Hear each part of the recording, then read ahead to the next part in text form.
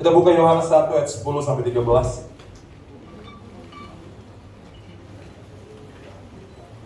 Yohanes 1 ayat 10 sampai 13.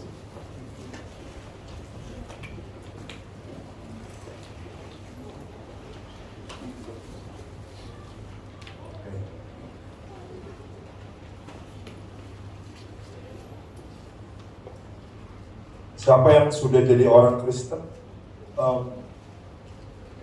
Kurang lebih 15 tahun. Ada angkat tangan? Coba angkat tangan ini. Yang sudah 15 tahun, bahkan lebih daripada itu, kamu sudah jadi orang Kristen, sudah percaya Yesus, bisa angkat tangan. Oke. Ada yang kurang dari 10 tahun, antara 5 sampai 10 tahun, ada yang udah jadi orang Kristen dari umur segitu. Baru 5-10 tahun belakangan kamu, you became a Christian or you become a believer. Oke. Ada yang under 5 years, kurang lebih dari baru satu tahun, baru 2, 3, 4, 5 tahun kamu kenal Yesus. Ada angkatan? Okay, so good. So good. Ada yang belum sama sekali. It's okay. Ada yang belum sama sekali kenal Yesus. Angkat tangan? Oh, nggak ada ya. Haleluya. Tapi kamu tahu nggak? Kekristenan, beragama Kristen gak jamin kalau kamu jadi anak Allah. Ini statement yang sulit untuk dinyatakan. Karena lagi kamu Kristen, kamu merasa kamu anaknya. Tapi ternyata kalau kita baca di Alkitab ungkapin something yang lebih dalam daripada cuma beragama. Kamu disebut anak karena sesuatu. Kamu menjadi anak-anaknya karena sesuatu.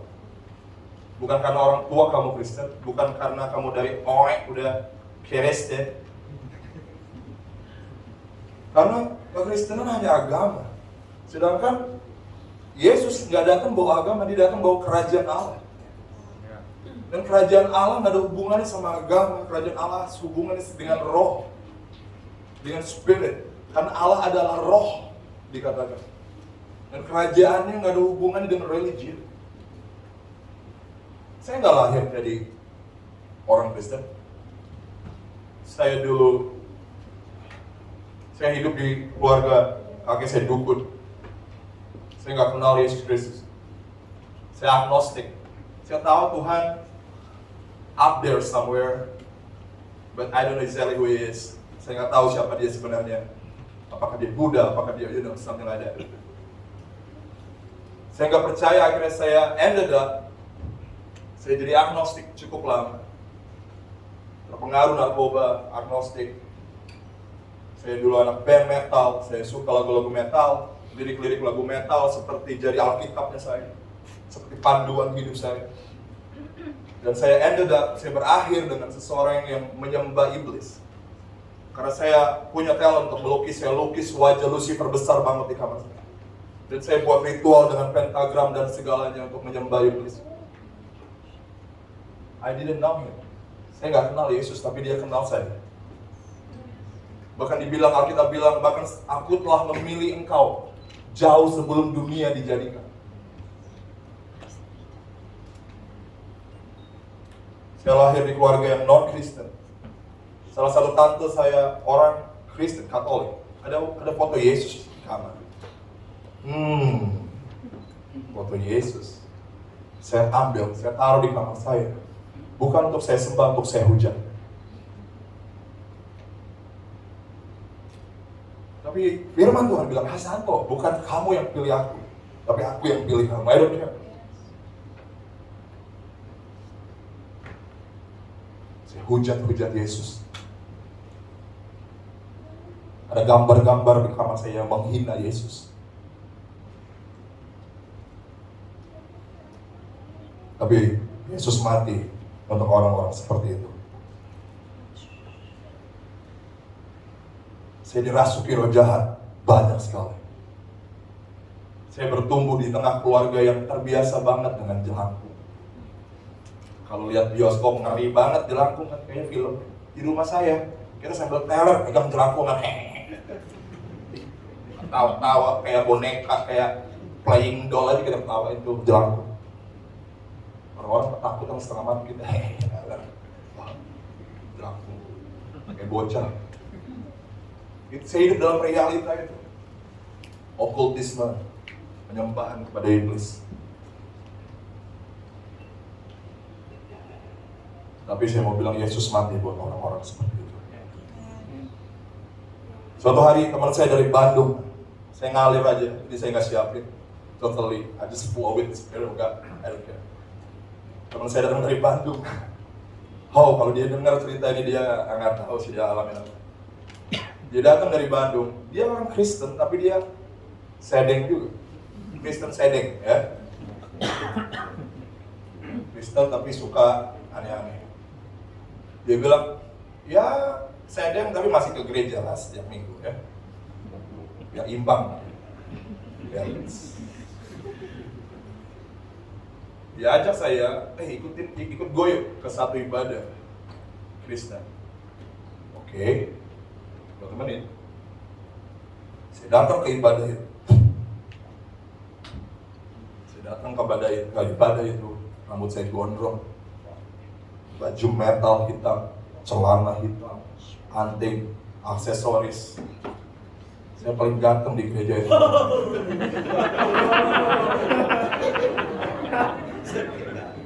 I was stressed, bro. People looking at me like, oh, who's that guy? So scary. Menakutkan sekali. Sampai hari ini masih gitu juga kayaknya.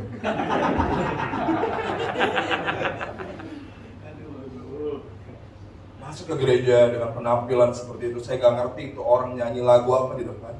I didn't know. Biasa denger Metallica, heavy metal songs, denger lagu-lagu gereja, oke, ritmenya rada slow ya, gak masuk di kuping gua, tapi saya coba enjoy. Khotbahnya mulai khotbah, nyala-nyala, teriak-teriak. Tapi saya nggak ngerti, nggak nyampe otak gua ngedong. Banyakan teler, dulu saya 24 jam, mungkin cuma tidur aja nggak teler. Ngedong ngomong apa bapak ini?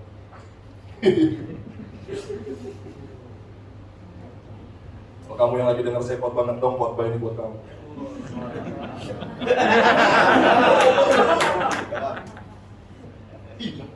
Gak lama, si pendeta bilang gini, saya mau berdoa bagi anak-anak muda maju ke depan.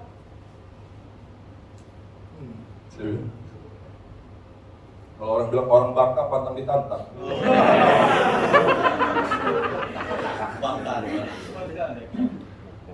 Pantang ditantang. Saya bilang sama Jones, bro depan gak? Ayo enggak lah gua, lu aja. Oke. Saya maju ke depan, saya mau tahu apa sih di depan itu. Saya maju, saya berdiri, tangan saya lipat. Bahkan saya nggak berani merem.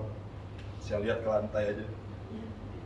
Orang-orang di sebelah saya mulai nangis.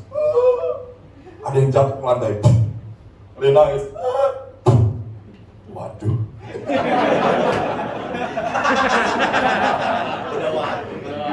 Apa ini? Saya freak out. I was freaking out. Saya diam aja. I was freezing like this. Couldn't do anything. Tiba-tiba pendeta gemuk itu. Saya pendeta body fit, jadi jadi kalau ada yang cerita, kalau saya tuh tangan ke kamu rebat, kamu cerita, pendeta body fit itu.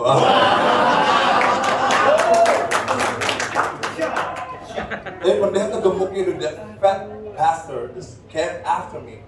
Dia datang berdiri di depan saya freak out. Dia taruh tangannya, dia nggak pakai basa-basi bos. Dia taruh tangannya di kepala saya, dia bilang, setan! Gak butuh pengurapan untuk tahu saya. Ya, ya. Gak butuh Roh Kudus ngomong untuk ngerti saya siapa. Dia taruh tangan di atas kepala saya. Setan!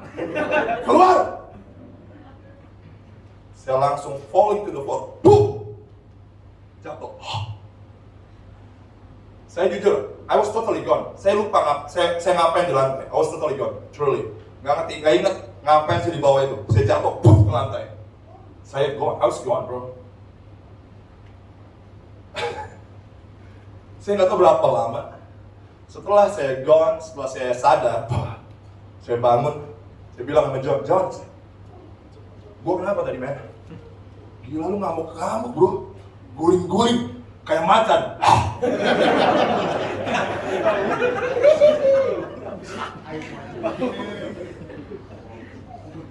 Saya baru tahu itu roh jahatnya, jadi saya dilepas manifest. Tapi satu hal yang saya ingat lagi, saya jatuh ke lantai, saya lihat layar besar bioskop yang beradegan kekonyolan saya. Dan semua layar itu warnanya merah. Saya baru tahu setelah saya bertobat, kalau itu bicara tentang semua dosa saya ditebus oleh darah Kristus. Amin. Perjumpaan itu jadi jembatan perubahan hidup saya selamanya sampai hari ini.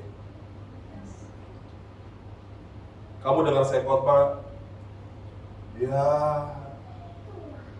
dikit lah yang berubah kalau dengar saya khotbah.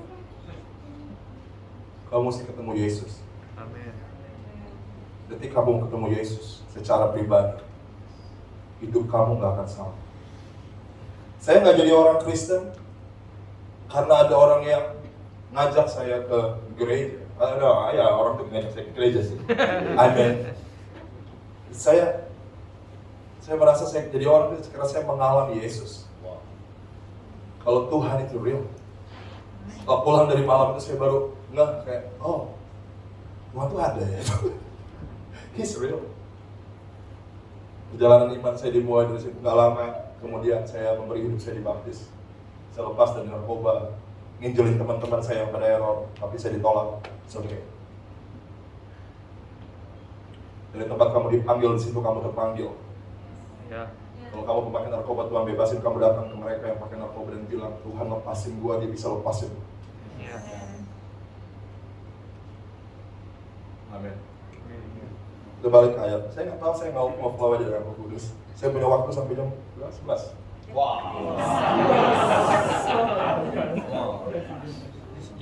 Yohanes 1 ayat 10 sampai 13. Air minum saya di mana ya? Yohanes 1 ayat 10 sampai 13. Ia telah ada di dalam dunia dan dunia dijadikan olehnya, tetapi dunia tidak mengenal. Ia datang kepada milik kepunyaannya, tetapi orang-orang kepunyaannya itu tidak menerimanya. Tetapi semua orang yang menerimanya, this is it. Oke, kita boleh lihat. Semua orang yang menerimanya diberinya kuasa supaya menjadi anak-anak Allah. Kadang orang cuma baca firman-Nya sampai di situ doang. Karena ada ayat berikutnya, yaitu mereka yang percaya dalam namanya. Dibilang begini, ayat berikutnya 13. Orang-orang ini yang menerimanya ini orang-orang yang seperti apa? Dibilang orang-orang yang diperanakan. Bukan dari darah atau daging, bukan pula secara jasmani oleh keinginan seorang laki-laki, melainkan dari Allah. Banyak orang menerima Yesus, tapi nggak dilahirkan dari Allah. Kamu mesti ngerti realita ini, tentang ini. Kamu jadi anak saat ada something happening inside of you. Ada sesuatu yang lahir. Kita buka Yohanes 3 ayat 3 sampai 5. Yohanes 3 ayat 3 sampai 5. Lagi kamu terima Yesus.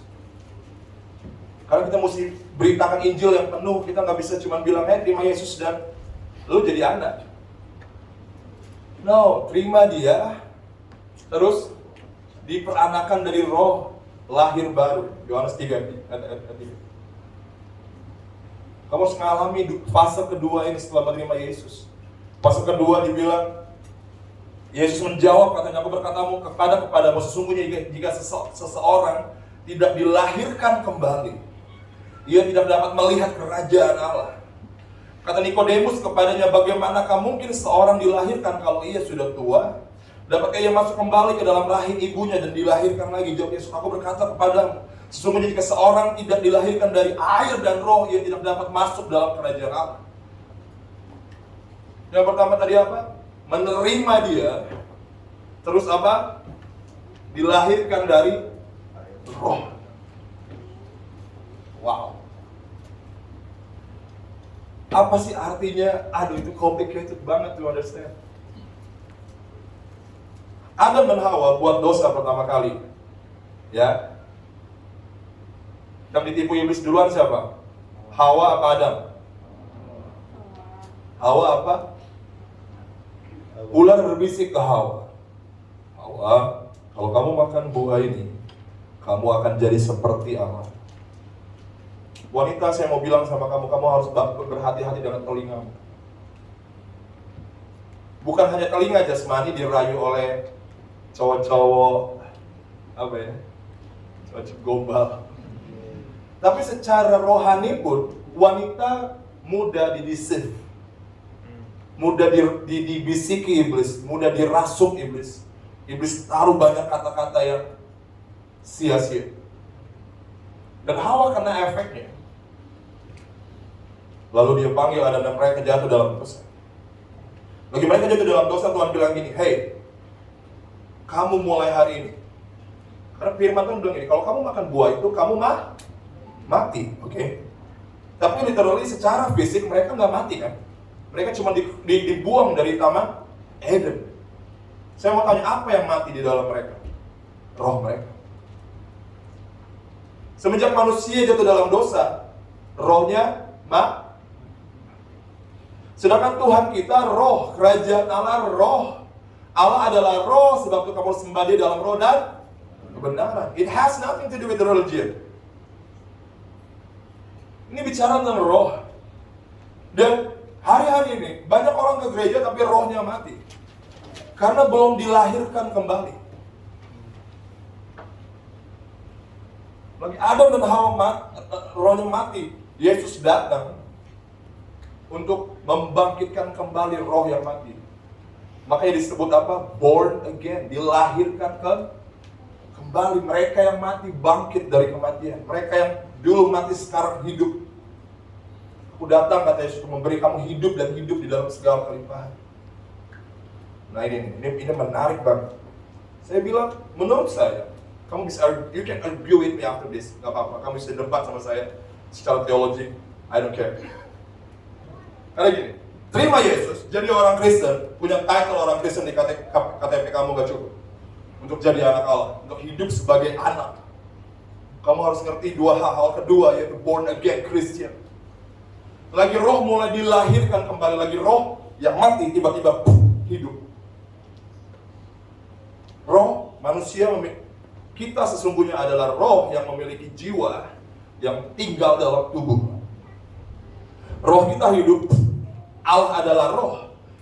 Saat roh kita mulai hidup, kita mulai menyukai hal-hal yang rohani. Karena there's something inside that living. Kita mulai suka hal rohani ya.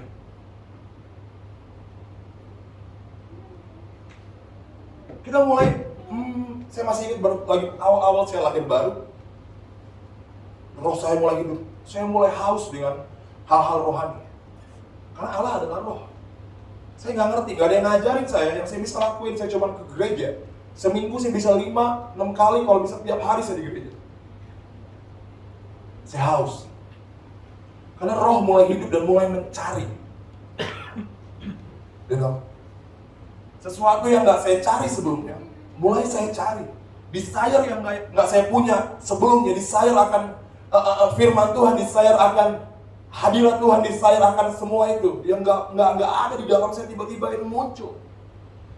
Gara-gara desire itu, desire akan yang lain mulai berkurang enaknya. Saya punya desire banget sama narkoba, tapi gara-gara desire itu lagi roh mulai hidup. Oh, Hadirat Tuhan lebih menarik dari ini.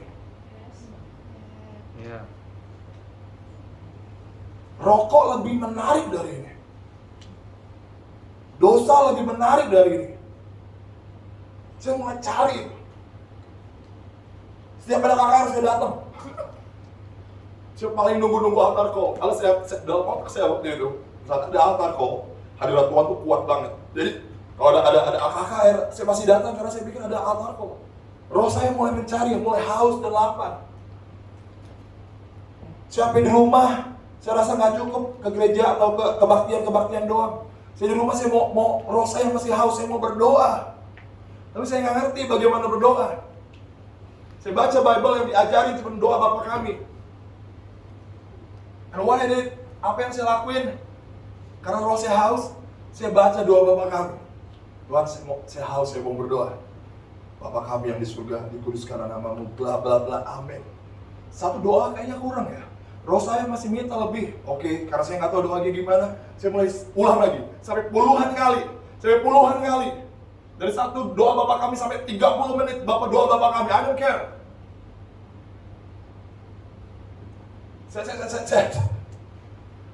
Ada something yang mulai hidup di dalam. Roh saya mulai hidup dan mencari something yang sifatnya roh. Saya mulai baca Bible. Ketika saya buka Bible itu, wow. Saya nggak pernah kenal Bible sebelumnya. Dan roh saya masih nggak puas. Saya masih ingat awal-awal saya lahir baru. Saya ke toko kaset rohani. Saya datang, saya nggak tahu lagu apa yang lagi tren waktu itu. Saya masih ingat saya beli satu album GMB atau GMB yang lagunya Allah bangkit, ding ding ding ding, bersoraklah, hey. Wow, kamu tahu nggak? Saya dapat lagu itu ya, karena saya lihat di gereja orang-orang nyanyi kan. Oh mungkin begini caranya ya untuk roh saya bersentuhan dengan roh Tuhan. Yang saya lakukan, saya kayak orang gila di kamar, satu album saya nyanyi.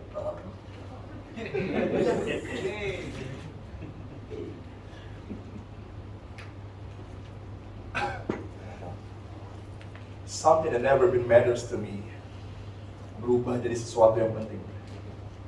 Sesuatu yang saya nggak pernah mau dalam hidup saya, tiba-tiba kayak gereja, firman, lagu-lagu rohani, tiba-tiba jadi penting buat saya. Oh no, I was so hungry, lapar banget. I want it. Saya nggak tahu menara doa apa, saya datang ke menara doa, I don't know. Saya datang sama teman saya, namanya Yopi, pembalap, dia datang sih. Dia suka balapan gemblung tuh. Dia nemenin saya lagi awal-awal bertobat. Kita datang ke menara doa, dia duduk. Wah, kita nggak ngerti apa-apa, literally. Nggak tahu lagu-lagunya apa. Lagu-lagu menara doa ada beda ya dengan lagu-lagu kebaktian. Rada-rada di awan-awan ya.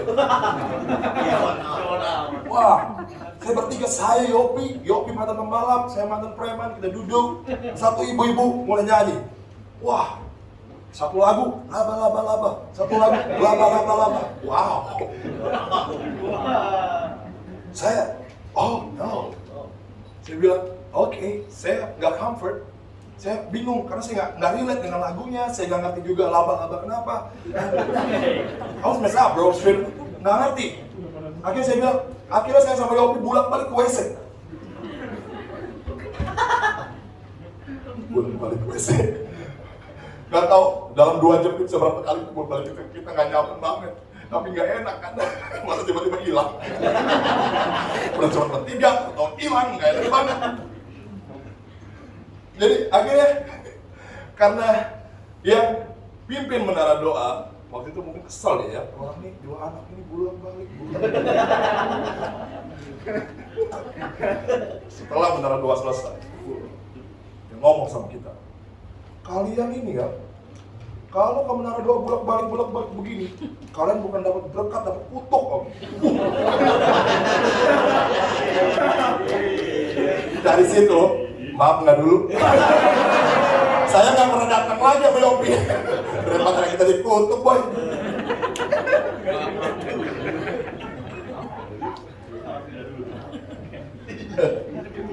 Nah, itu kenapa pentingnya komsel. Di komsel kita diajarin secara praktikal bagaimana ngalamin Tuhan, amin. Karena waktu itu nggak ada yang ngajarin, kita nggak ngerti. Tapi kita haus. Kita haus. Saya mau bilang gini, detik kamu mengalami pengalaman lahir baru, kamu bukan cuma Kristen doang, tapi lahir baru. Ya. Karena yang menerimanya diberi kuasa jadi anak-anak Allah, mereka dilahirkan bukan dari darah dan daging, tapi dari roh. Ada something yang birth inside of you. Ada yang lahir di sini. Dan lagi roh lahir, dia mencari hal-hal yang rohani.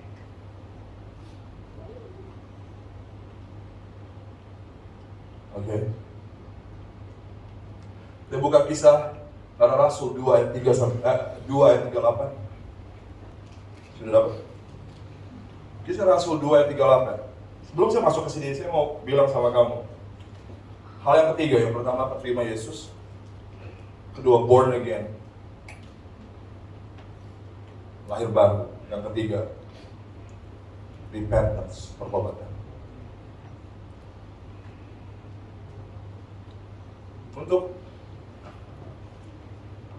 Untuk masuk dalam realita kekristenan, nggak cukup cuma ngaku doang, Yesus aku percaya Tuhan. Jujur saya pribadi, saya harus khotbah ini secara penuh. Karena seringkali kita cuma mentok, kalau ngaku Yesus dan terima selamat aman ya. Haleluya. Iya kan?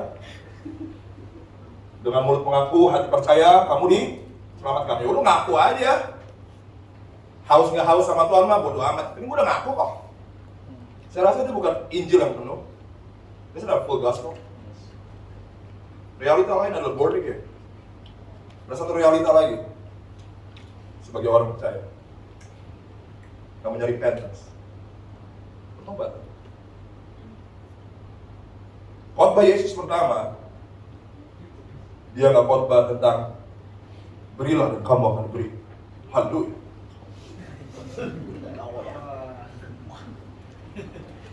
Dia nggak khotbahin doa Yabes.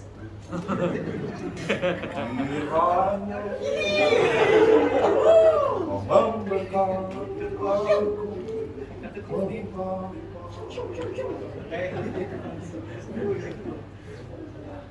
doa khotbah Yesus pertama, bertobatlah, kerajaan Allah sudah dekat.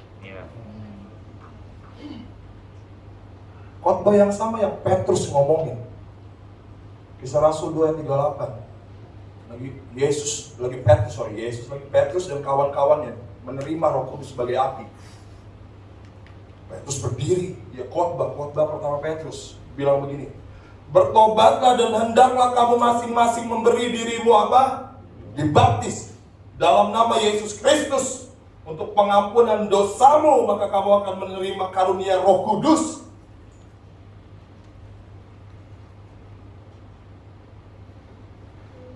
Saya mau bilang, karunia Roh Kudus adalah pengalaman lahir baru. Karena pertobatan nggak akan ada lahir baru. Karena lagi kamu bertobat, kamu bilang gini sama Tuhan, aku mati Tuhan. Aku mau lepas dari semua ini. Aku mati dari semua ini. Aku mati dari kekonyolan ini. Baru yang baru bisa lahir. Sebelum kamu rela mati, yang baru nggak bisa lahir. Petrus bilang, saya nggak tahu ya. Kita udah jarang ngomongin repentance ya.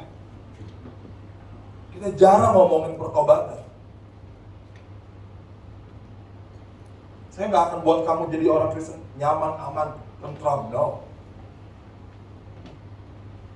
Kalau cuma ngaku doang, Yesus ngomong gini. Kalau cuma ngaku Yesus Kristus anak Allah dan kamu diselamatkan, Yesus bilang gini, kamu memanggil aku Tuhan, Tuhan. Mengapa kamu panggil aku Tuhan, Tuhan sedangkan kamu nggak lakukan apa yang aku katakan? Amin. Kalau semudah itu jadi orang Kristen, Yesus nggak perlu ngomong itu. Kalau semudah itu jadi orang Kristen, Matius 7 nggak perlu ngomong. Pada hari terakhir dia akan bilang begini, mengapa aku nggak kenal engkau? Mengapa kamu berseru kepada Tuhan, Tuhan, I don't know you. Karena kita cuma puas sampai di situ doang, ngaku doang, Yesus Tuhan. Lahir baru, haus akan hal-hal yang rohani. No. Dan yang ketiga ini yang ngeri banget nih. Saya sikat kamu. Khotbah Petrus bertobat. Kamu tahu apa arti kata bertobat? 2 Korintus 7 ayat 14. Karena banyak orang minta maaf, menyesal, nangis-nangis, mereka pikir mereka bertobat. Oh, ampun, Tuhan. Ampun.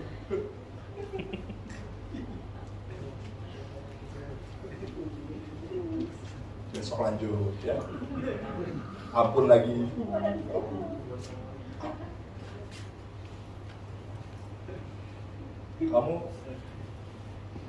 Kita harus berhenti mempermainkan Tuhan.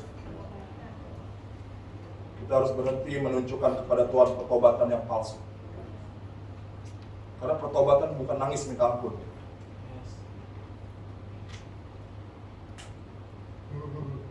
Ampun ini. Agama ajarin kayak gitu nggak sih?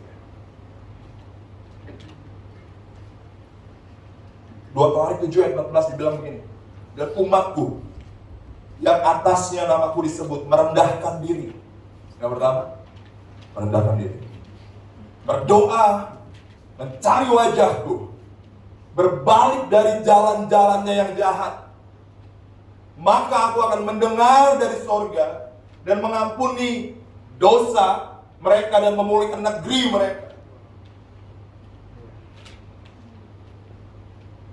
Sebelum kita bilang dosa udah gak berarti, gak akan ada pertobatan. Karena itu berbalik. Pertobatan adalah lagi kita suka dengan dosa, kita balik, kita kejar Yesus. Paulus bilang, aku melupakan apa yang ada di belakangku dan menganggapnya sampah. Kalau kamu belum bisa lihat dosa kamu sebagai sampah, percaya sama saya, kamu akan selalu balik ke sana.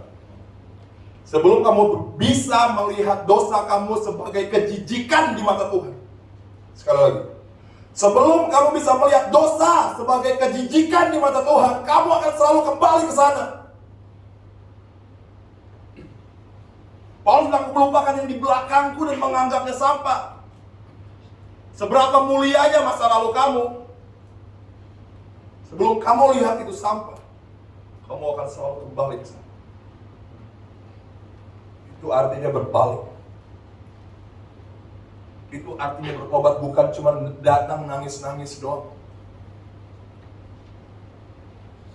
Petrus bilang, bertobatlah dan berilah dirimu dibaptis. Amin. Maka kamu akan menerima karunia Roh Kudus.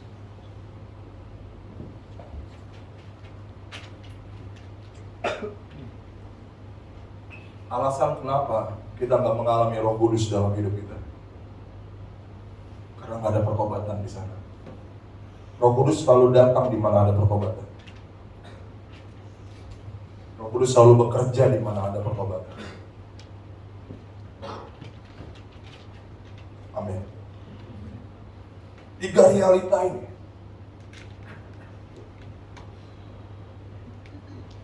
aku menerima dia. Oh, Yesus Tuhan, aku percaya mulai hari ini Yesus Tuhan.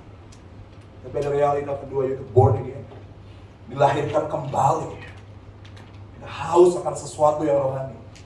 Dan realita ketiga adalah repent, pertobatan, meninggalkan semua yang bukan, sehingga kita bisa berdiri sebagai anak-anak. Dan Alkitab tulis, apa yang Bapa punya, kamu punya.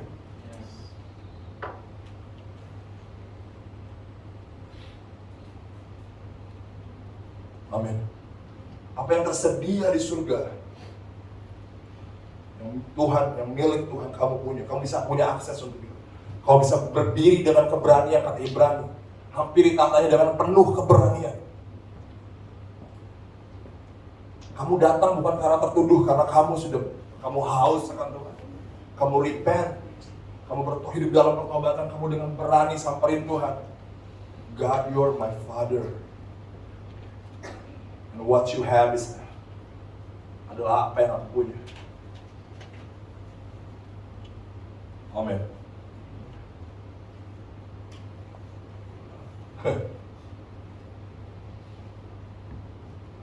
Saya selesai.